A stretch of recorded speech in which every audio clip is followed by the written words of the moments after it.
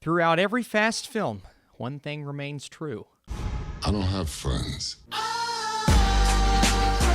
What is up, Flick fans? Welcome back to the channel. Finally saw Fast 9. Today we are going to talk about it spoiler-free, of course.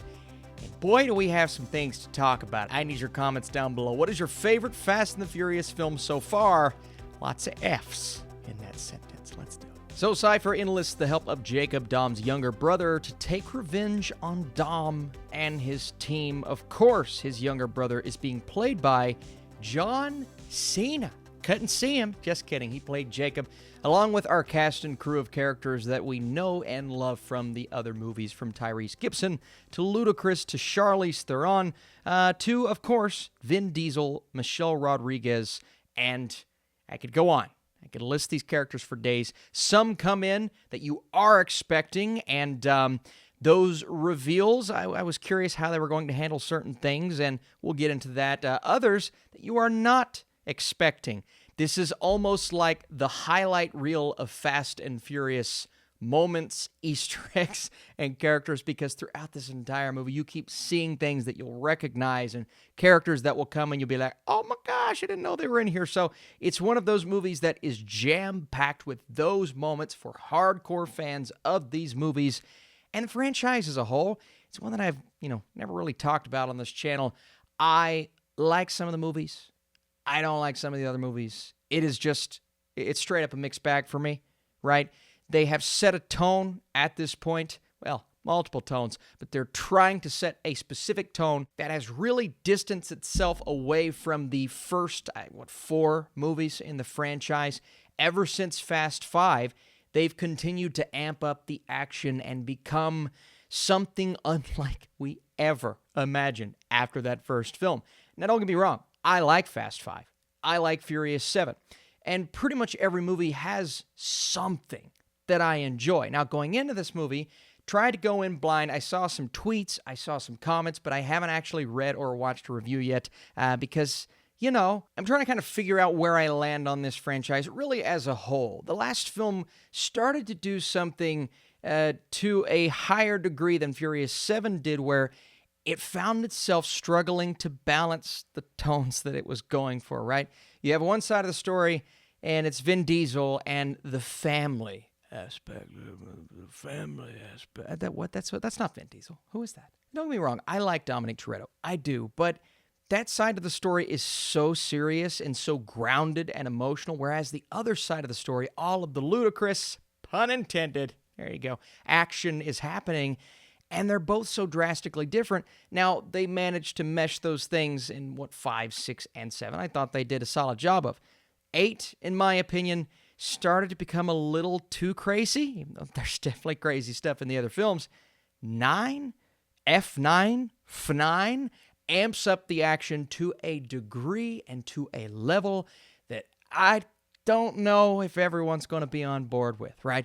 And this franchise is so fascinating to me because it has so many different fans, all of them in a different category. Those that go into this just want the action. They don't care about Dom, the family aspect, whatever. Just deliver and give me madness. And this movie does that. Then you have those that go in and they're really all about the emotions and the family aspect. And this film attempts to bring in John Cena's character, explore him, that relationship between those two brothers, bringing in their father and trying to conjure a reason why he's not showed up in the other movies and why he just now essentially started to exist in the eyes of the audience. And you're going to enjoy that aspect of the movie if that's what you're looking for.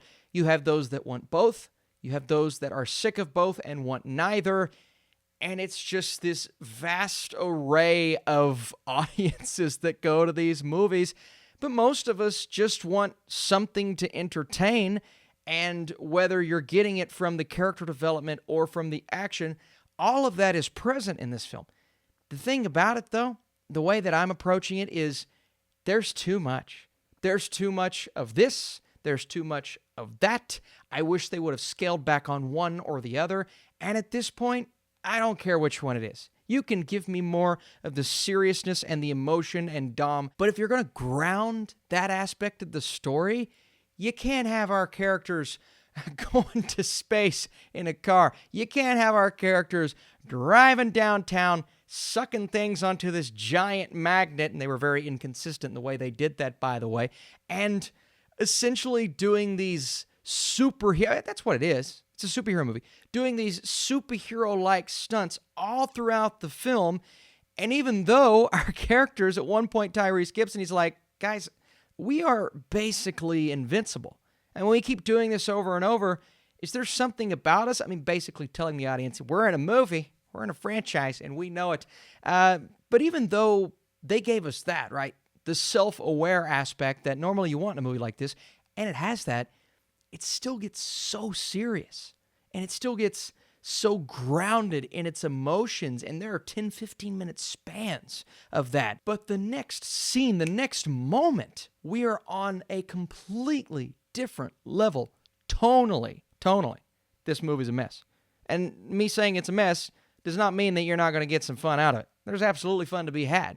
And the way that they handle some of these characters, bringing them in, whether it be the dialogue or just the fun aspect, right? Ludacris and Tyrese, they're always fun when they're together.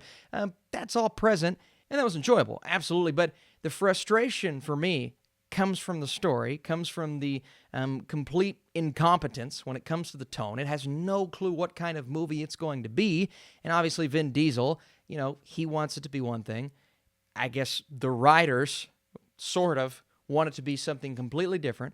Every movie is amping things and elevating things to a degree that it's just becoming too ridiculous at this point. But you know what?